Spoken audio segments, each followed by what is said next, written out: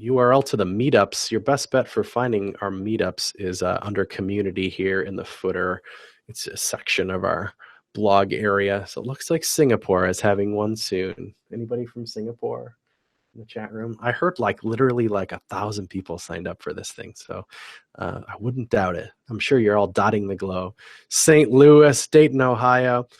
And interestingly enough, anybody can host one of these things. These aren't people that we seek out in these cities. These are people that seek us out who live there that want to throw one of these things. And we have a sponsor for them, so we can get you some money to throw a meetup, and we'll send you swag, and we'll help you through the whole process. So anyone wants to throw a meetup, that's possible. And we have a page about hosting meetups as well that explains that. So you want to host a CodePen meetup.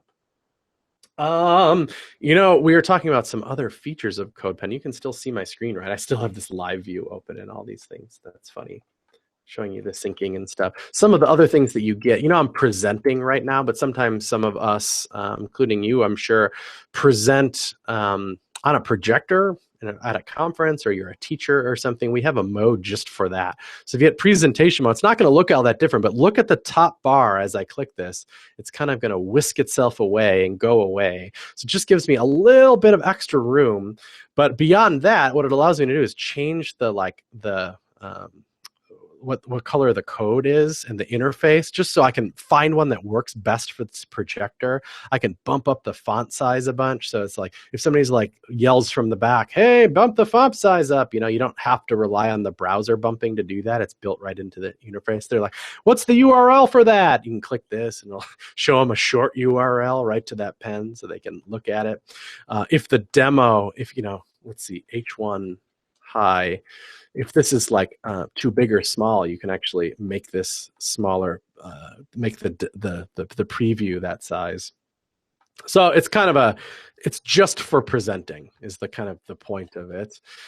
And there's so many other things too. If anybody teaches out there, we've heard of people that interview through CodePen. Because, for example, I could set this up as a challenge. I could put a syntax in here and save it or something. Then I could call you up on the phone and say, hey, you're interviewing for our job. Let's go. You ready?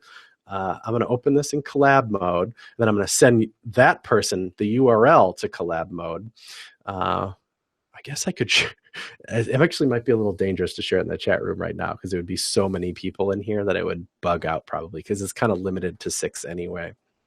But what it does is it's a bit like Google Docs in that multiple cursors are flying around at the same time. So we can work together.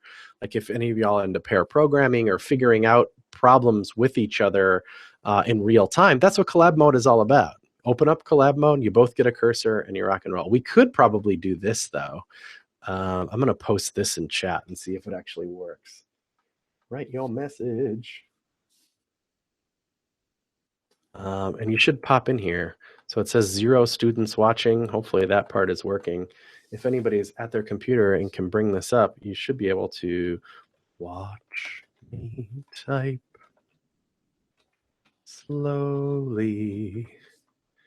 And it should, as I type those keys, they should be happening on your computer too, which means that you could do this in a classroom, and your students could be watching on your screen, or you could do this, do a lunch show and tell, that kind of thing. So I'll probably close out that room, as I don't really have a good demo ready for that or anything. Plans for future CodePen merch? I don't know. I hope so. We get ideas for that once in a while. Feel free to click the store link in the footer and check out the merch that we do have. We sell pens and notebooks and t-shirts, and I think we have some water bottles and stuff. The easiest way to get it is to go to a meetup, and then they're all free. I'm curious about the technology stack. CodePen it uses just about every technology there is. I think there's a whole lot of Node going on. A lot of the new stuff we're working on is React and Redux and Immutable.